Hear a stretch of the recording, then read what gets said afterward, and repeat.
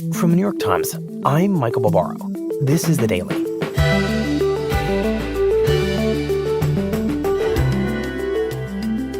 Today, Donald Trump's sentencing in the New York hush money case is just 2 days away, and he is throwing a Hail Mary in the direction of the U.S. Supreme Court.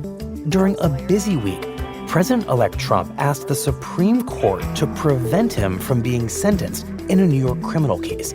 There has been international pushback over Trump's recent comments about taking control of Greenland.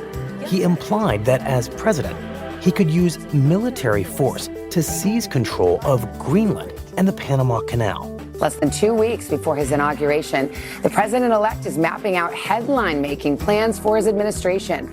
And he overshadowed a sitting president who is using his final days in office to try to Trump-proof his legacy. To make sense of all of this, I gathered three of my colleagues, senior political reporter Maggie Haberman and White House reporters David Sanger and Zolan Kanno-Youngs.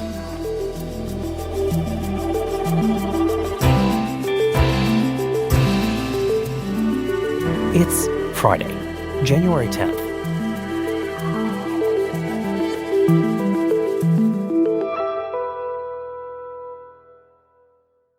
Friends, welcome to the first Daily Roundtable of 2025, and thank you for being here. Maggie, you are joining us from Washington. Welcome. Thank you. David, you are coming to us from Mar-a-Lago. Nice to have you. Well, I'm down the street in Palm Beach, but yes, we've been in and out of Mar-a-Lago a few times here now. Good. And Zolan, we are talking to you from Italy, where President Biden was supposed to be, but had to cancel because of the Los Angeles wildfires. Thank you for being on. Ciao, colleagues. So we have all the geography covered here. And as always, we begin with the caveat that we are recording this at a very specific time, around 1:15 on Thursday, because the news could change before we run this. And in fact, we know it will change because the Supreme Court is about to make a major ruling at the request of President-elect Trump. Maggie, can you walk us through that request from President-elect Trump? Sure. So President-elect Trump's lawyers filed a request for the Supreme Court to stop Trump's scheduled sentencing on felony falsifying business records that related to a payment to a porn star who said she'd had an affair with Trump. Right. We think of this as the hush money case. The hush money case. And the sentencing was scheduled by New York Justice Juan Merchan for January 10th. When this runs, Friday morning. Right. Now, it's worth bearing in mind, Michael, that part of why this sentencing has not happened yet is because Trump's legal team has repeatedly requested delays over and over and over again. And Merchan's feeling is it needs to happen at a certain point for closure and respect for the jury verdict and so forth and so on. He has refused their request to dismiss the case outright. The Trump team is, not surprisingly, using every avenue they can to try to delay it. And what's their strongest argument, Maggie, legally, for why the Supreme Court should weigh in and stop this local court case from running its course? Legally, it's the presidential immunity argument, and it's going to be up to the justices to decide whether in their previous ruling about how presidents have pretty broad immunity for acts committed while in office, whether this would technically apply. There is the question, and I do think that some of the justices may feel this pull, of whether an incoming president should be facing a hearing where, even though the judge in the case has signaled that he's going to give Trump an unconditional discharge, meaning no penalties, no jail time, no anything, no home confinement, it is onerous to go into office that way. And that's not really a legal argument. It's more a respect for the presidency argument. Fascinating. And David, what would it mean for the ruling to go either way, not just for Trump necessarily, but for the idea of the rule of law? Well, for Trump to begin with, just the concept, as Maggie said, of being inaugurated in roughly 10 days as a felon is something that I think he would probably not want to see on his Wikipedia page, right? And it will fit into the entire grievance argument that President-elect Trump has made, that these prosecutions have been entirely political. And you've heard him make those arguments as recently as earlier this week at his press conference. But more importantly, for the institution, it then would raise the fundamental question of how somebody could be convicted as a felon and then, quite constitutionally, quite legally, elected as president. David, you mentioned there was a press conference from President-elect Trump earlier this week, made a lot of news. And Zolan, you were covering that news conference. It was at Mar-a-Lago. Zolan, just to begin with, what was this news conference supposed to be about? On paper, it was almost advertised as something that I think many would characterize as somewhat presidential, about economic investment. The president-elect came out with a business leader from the UAE that actually has close ties to the Trump family and started out by talking about a $20 billion investment into data centers, a sort of normal press conference as one goes into office. But it really only took minutes for this thing to move off topic. Right. And to devolve into something that was a news conference that I think we all saw when Trump was first in office. Well, inevitably, it turned to Greenland. And David, you were there, and you ended up asking him a question about his now repeated interest in the idea of the United States basically subsuming Canada, Greenland, and the Panama Canal. And I want to play, David, for our listeners, the question that you asked the president-elect that basically became the exchange heard around the world. Here is what it sounded like. That you mentioned, but let's start, if we could, with your references to Greenland and the Panama Canal, so forth. Can you assure the world that as you try to get control of these areas, you are not going to use military or economic coercion? No. And can you tell us a little bit about what your plan is? Are you going to negotiate a new treaty? Are you going to ask the Canadians to hold a vote? What is the strategy? Yeah, I can't assure you, you're talking about Panama and Greenland. No, I can't assure you on either of those two. But I can say this, we need them for economic security. The Panama Canal was built for David, just explain what it is Trump is saying. He's not saying all that much, but it ends up making a ton of news. So when this all began in the first term, Michael, you may recall that one of his close friends had suggested to him that the United States should buy Greenland, an idea that actually Harry Truman had in the 1940s at the opening of the Cold War. And in the first term, it was pretty much described as a real estate offer, right? He was making an offer. The sellers said they weren't interested in selling, and Denmark. we kind of moved on. Okay, right. Denmark has got the foreign and defense responsibilities for Greenland. As the president-elect has come back at this in December in a series of tweets and increasingly martial-sounding statements, he has made it sound less like a deal and more like, you have to go do this. And I had been told by people who had had conversations with him or with his advisors that he was increasingly discussing using the other powers of the United States to force Denmark and now Panama to basically make this deal happen. In other words, that he would come to it not just as a real estate developer, but a real estate developer who's commander with the in world's chief, most powerful, military behind him. And so that's why I phrased the question as I did, which was to ask him, are you planning to use military or economic coercion? And as you might expect with Donald Trump, who frequently tells you, as Maggie knows better than I do, sort of what's right on his mind, he immediately said, I'm not going to rule out using any of those tools. And that's what made such news. Maggie and Zolan, let's take the president-elect at his word here. What might it look like to use, let's just use the example of military power, perhaps not to invade, but to begin a campaign of intimidation to try to convince Denmark this is inevitable? I can't speak to what a military effort would look like that isn't an invasion. In terms of economic pressure, tariffs are Trump's tool of choice and have been over and over again. And I was talking to a former Biden administration official about this today who was saying that folks in Greenland are alarmed about the tariff threats.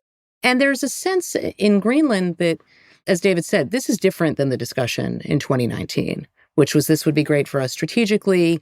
That's a little different than I want this and I'm going to take it. And I've been reminding some people in the last couple of days that Trump in the early 1980s, when he was making his name as a developer, did things like threaten to move homeless people into a building he had bought to try to get certain tenants out. Mm-hmm. He did things like paint the homes of people who lived near one of his casinos in Atlantic City because he just didn't like the way they looked without asking their permission. Just went and painted their houses. And so, like, this is his mindset and everything is sort of flat and the same and he's treating it that way.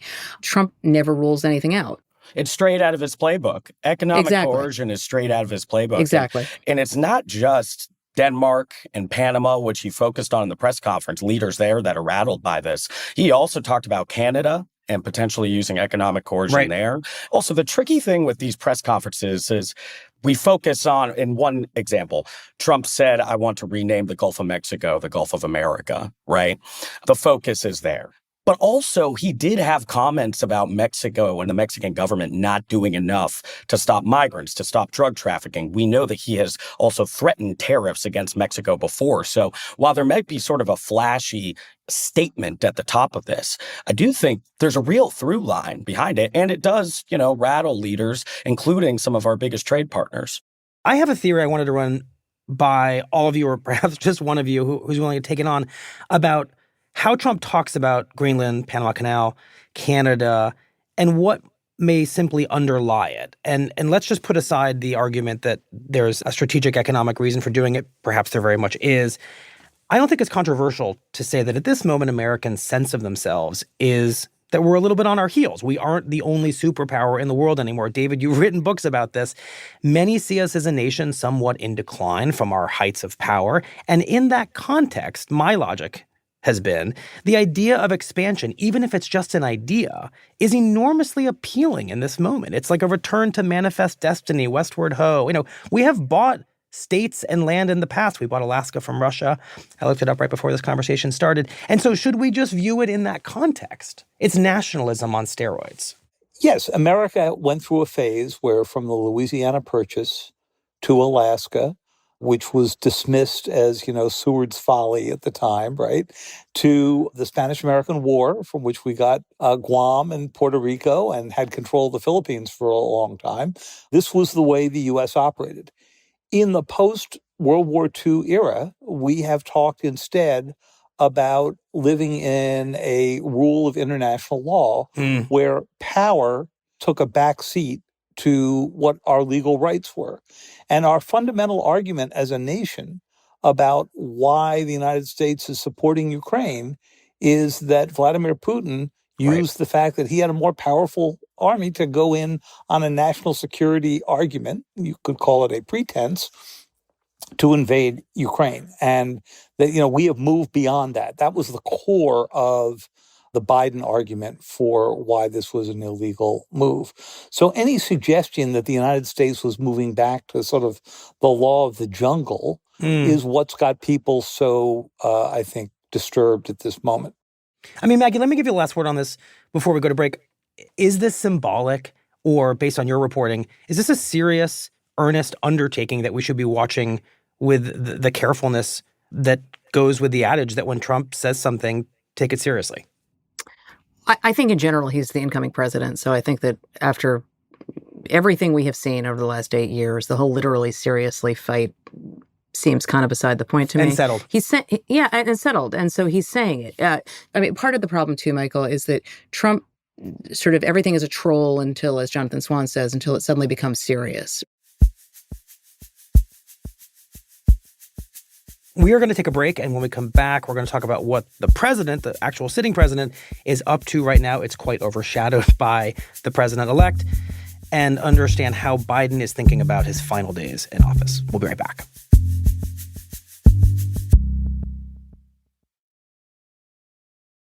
Okay, Zolan, talk about what President Biden is doing in this final stretch of time he has in office. So I'll start with policy and sort of the actions that he's been taking. He recently signed an executive order in the vein of environmental justice and climate. It would basically ban drilling in about 625 million acres of U.S. coastal waters. Wow. Biden has also used his final days to issue clemency action as well for those on death row. Right. That being said, I do think that there's a focus right now on how the sitting president is sort of putting up hurdles in the way for the incoming administration. When I talk to administration officials privately, they're honest that they're limited in what they can do with the president-elect coming in. Trump has said that he's going to gut Biden's Inflation Reduction Act and his environmental investments. He has said he's going to peel back some of that money. And there are laws in place that basically say that appropriated funds have to go out. But there's not much you can do for, say, Biden's executive actions on immigration. Trump's going to be able to peel much of that back. So yes, Biden is taking action to try to protect some of these policies. But privately, administration officials are a little bit more candid about how little they can do here to protect this agenda, particularly that which wasn't signed into legislation. Right. What you're pointing to is that Biden might sign an executive order saying that the grounds under the ocean can't be drilled. But the thing about an executive order is that it depends on who's the executive. Trump could come in and essentially roll that back, which is the case for pretty much all executive action. That's right. David, what stands out to you about these last, 2 weeks and days of Biden's presidency? Two things. First, on the executive orders, we've still got a couple that are coming, and some that will put, I think, President-elect Trump in something of an interesting bind, or at least some interesting choices. There's an order coming on artificial intelligence that would basically restrict to manufacturing in the United States and keeping in the United States the data centers, many of the chips that are used for AI purposes so that China can't use them for military purposes. It's a very nationalistic kind of order. It follows what Biden has been doing with the semiconductor industry since the start. And it would make President Trump, once he's in office, have to choose between his tech supporters, including the Elon Musk crowd, who want the greatest ability to conduct AI work all around the world. Fascinating. And the MAGA group that would say, let's do this here in the United States. And I think he might stick with that one. So you're saying if Biden can't protect everything he's done, what he can do is drive a wedge between Trump and his supporters. That's right. And leave him in a pretty tough spot. That's right. And between these emerging groups, the tech supporters versus the older line sort of nationalistic MAGA supporters. On your broader question, what's been remarkable, I think, to all of us has been the degree to which President Biden has ceded the spotlight. We've now seen Trump do two major press conferences. I don't believe there's been a full press conference with President Biden since the NATO summit last summer, just before he dropped out of the race. David, I traveled with him to Latin America and Angola, and he answered two shouted questions during both of those trips. Answered two shouted questions, And this is the old trope. Journalists really like it when their presidents hold news conferences, but I'm hearing you all say this is not just journalistic belly aching about access to the president. This is about what seems like either a conscious or unconscious decision by the president to not hold the office in the fullest way possible publicly as he could at the end of his presidency. That's right. And he did one interview with USA Today. You know where I'm going, David. In that, I'll be interested to see what Zolan and Maggie thought. I didn't think that he used the moment to sort of put his presidency in the scale of history. Well, let's talk about what he did do in that interview. I mean, the elements of the interview with USA Today that ultimately seemed to break through were the fact that Biden, among other things, is considering issuing preemptive pardons that would protect potential targets of a criminal investigation by the incoming Trump administration. We've talked so much on the show about a Trump DOJ's pretty much open commitment to going after certain of his rivals and enemies. It was interesting that Biden came out and said, I am thinking about doing this. Do we know who might be at the top of that list for preemptive pardons? And do they want them? Because getting a preemptive pardon from the president suggests that you might have done something wrong. Yeah, this has been a huge subject within the White House and on Capitol Hill. And it really did, as I understand it, originate from Capitol Hill. There are a lot of members of Congress who are concerned that the way he often frames it is this person should be investigated. Now, I just want to point out, because Trump's people often do, he told Meet the Press, that he wasn't going to direct the DOJ on what to do. And maybe that will be true and maybe it won't be true, but it almost doesn't need to be true because they know what he wants. Right. And they know what he'd like to see done. So these folks are worried about being targeted for trying to hold Trump accountable for things like trying to stay in office after losing an election, or Here talking about Liz Cheney. Liz Cheney, for instance, or Benny Thompson, who co-chaired the J6 committee with her, or Anthony Fauci, who is a top infectious diseases official in government for decades, who Including during the Trump administration. And incurred a lot of anger for his coronavirus era recommendations. People can take issue with some of the recommendations without suggesting he somehow committed a crime. And that's where that leap goes. But if you accept a pardon, you are acknowledging some level of wrongdoing. And these folks generally don't believe they did anything wrong, number one. Number two, the challenge for the Biden White House is, where is the line? Where do you stop? Biden also made a fascinating admission in this conversation with USA Today, and it was this. Although he believes he could have beaten Trump had he stayed in the race, which we'll never really know the answer to, he said he's unsure. He acknowledged an uncertainty that he would have made it through a second term. That's a big thing to acknowledge, Zolan. I thought that was his most clear acknowledgement of what many Democrats had been fearing. One thing I would often hear is it's not necessarily that he's 82 years old. It's what happens when he's 86, what happens at the end of a second term, and does he have the ability to fully carry out that service? And here you saw him acknowledging that concern as well. I also think he was speaking to, we've been reporting a lot on just Biden's sort of mood and his mindset in these final months. And there's been frustration. He does believe that he had the ability to beat Trump if he had stayed at the top of the ticket. He's also very reflective right now. And I think the USA Today interview, showed that. He's in this period where he's reflecting on his long career, but also thinking about what could have been if he hadn't dropped out. But to be clear, I mean, most polling does, throw doubt on the fact that he had the ability to beat Trump. Can I just make one point real quick, Michael, in terms of what Zolan is saying? Please, Maggie. He is reflecting, but he's reflecting on what he believes he was denied. He's not reflecting on mistakes that he made or how the White House handled questions about his age or the fact that large numbers of reporters were attacked on social media and elsewhere for raising questions that were taking place in front of their eyes. Right, about his age and right, ability. and to deliver the statement of, yes, I could have won, but who knows if I can't say for sure if I could have served the whole 4 years. That's a pretty astonishing statement. David, is that an admission of irresponsibility on Biden's part? You've covered this presidency for its entirety. To suggest that you might not be able to fulfill the obligations of President of the United States, Commander-in-Chief, for a full term, but that you were determined to do it anyway, it borders on raising serious questions about judgment. It sure does, Michael, because it raises the question, when, Mr. President, did you come to that conclusion? Right. Because before or after you decided not to run. Right. At that last press conference that I mentioned, the NATO press conference, I asked him whether or not he thought that he could take on a sit-down meeting with Putin or Xi in 2 or 3 years. And he basically said, absolutely, that was July. Right. Okay? That he definitely could go do that. And what are we hearing from him now? Well, no one can predict what I'm going to be like when I'm approaching 86. Well, that's true of everybody, in that age group, right? And I hope that all of us in this conversation get to the point where we have to go make that decision ourselves.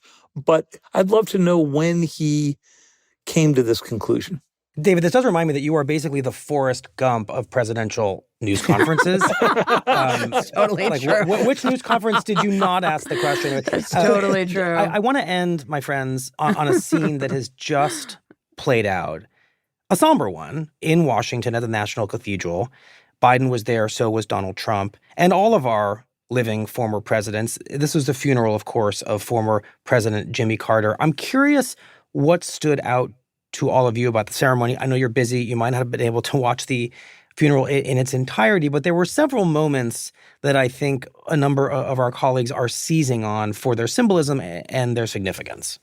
I didn't get to hear most of the eulogies, Michael, but from what I saw visually, what was striking was Mike Pence sitting almost directly behind Donald Trump, and they shook hands at one point. I don't think they have seen each other in person since they left office. January 6th might have spelled Mike Pence's death at the hands of people rioting in the name of Donald Trump. He rose to shake Trump's hand, and Trump has since said, well, those people were angry, the mob at the Capitol of his supporters, in explaining, somewhat justifying why they would be saying such things. The other thing that really struck me was just what looked like moments of levity, I don't know if it was pretend or not, between President Obama and President Trump, who were sitting next to each other. I noticed those as well. These are two men who, the one who is about to be president for a second time, rose to prominence in the Republican Party by questioning the legitimacy of the former president. And was he American? Was he born in the United States? Was he truly born in the U.S.? It was really striking, especially because Obama was quite pointed about Donald Trump during this last campaign in a way that he generally hadn't been. We're going to slide in and out of sort of Washington routine and normalcy at certain points. And then there's going to be how Trump does things. That is not how things have usually been done. And today was just a stark reminder of that. That was the most striking thing for me, Maggie, is just seeing not just Obama, but also Biden and really all of these leaders sitting together. In a way, you have a collision of institutionalists and traditionalists facing somebody that for years they have called a threat to democracy and who many of their also supporters believe is a threat to democracy. Right. But now you're in this period where your commitment to the institution rises above its seams. Exactly. David, I want to end with a clip of President Biden's eulogy to Jimmy Carter. I think by the time we're done playing it, you'll understand why I chose it. Let me just play it for you. We have an obligation to give hate no safe harbor and to stand up to what my dad used to say is the greatest sin of all, the abuse of power. Was that what I think it was? Oh, yeah. That was exactly what you thought it was. Just translate that. So the eulogy was about Jimmy Carter, but it was about Jimmy Carter as the anti-Trump. And I think that is what Biden truly believes. And so you had this odd duality as I was watching it. And it struck me, Michael, not to follow your Forrest Gump comparisons for too long, because I'm not sure I really like that one very much. But these are the 5 presidents I've covered. And these were 5 remarkably different people. But 4 of them worked within the institutions, even though we had our doubts at various moments during the Iraq War about George W. Bush. And one of them has celebrated living outside the institution. And one way you could look at the 5 people who were standing there was to say, this moment too shall pass. We've had good presidents, bad presidents, presidents who broke laws, presidents who didn't break laws. I'm sure a lot of people looked at this and looked at Bill Clinton and said, here is an impeached president standing here. And there was one at the other end of the bench as well. But the other way to go look at it is that eulogy basically was a warning that while we have made it through each one of these 5 presidencies represented on those benches and Jimmy Carter's, that there remains a threat to the institution. And I think that's what Biden was saying without ever, of course, uttering Donald Trump's name.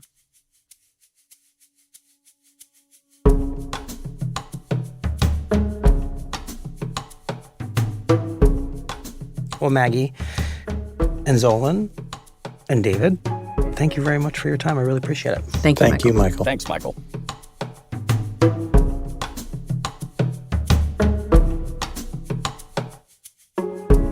On Thursday night, the Supreme Court denied Trump's request to stop his criminal sentencing in the New York City hush money case. The decision all but ensures that Trump's sentencing will proceed as planned later today. The justices noted that Trump faces no jail time and can still appeal his conviction through traditional legal means.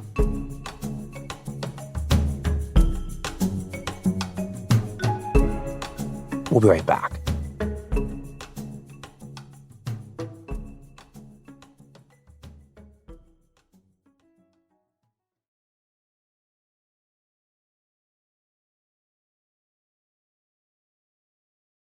Here's what else you need to know today. It is safe to say that the Palisades Fire is one of the most destructive natural disasters in the history of Los Angeles. On Thursday, officials in Los Angeles said that the largest of the city's 5 wildfires, the Palisades Fire, has now damaged or destroyed thousands of buildings and continues to burn out of control.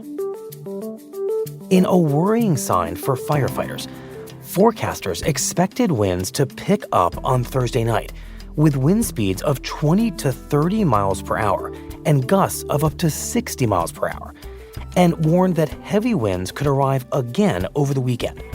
So far, the fires have killed at least 5 people, but that number is expected to rise.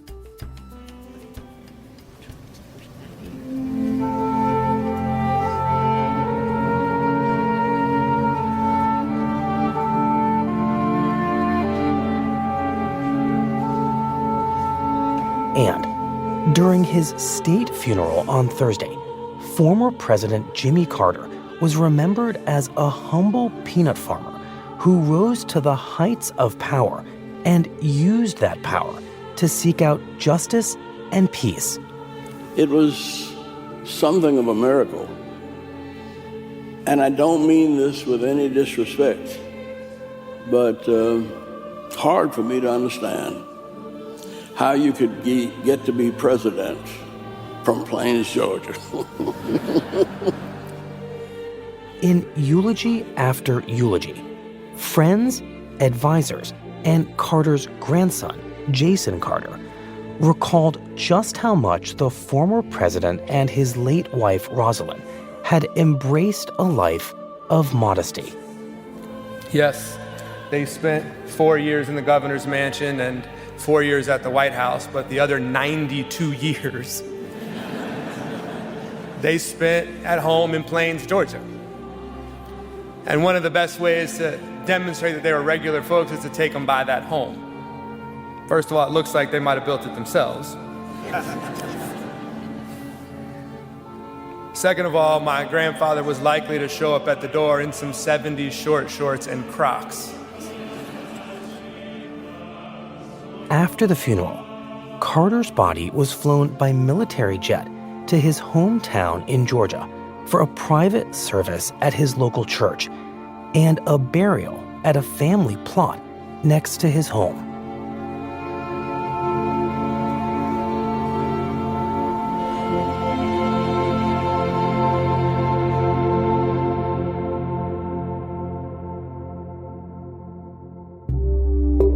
Today's episode was produced by Rob Zipko, Michael Simon Johnson, and Will Reed.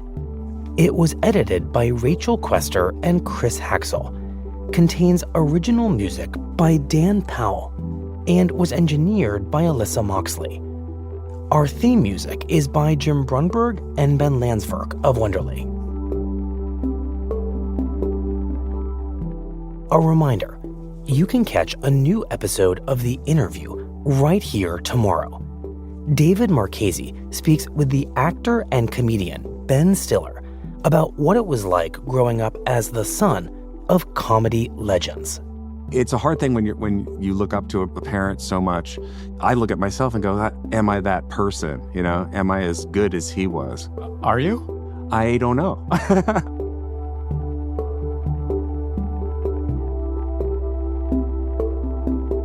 That's it for The Daily. I'm Michael Barbaro. See you on Monday.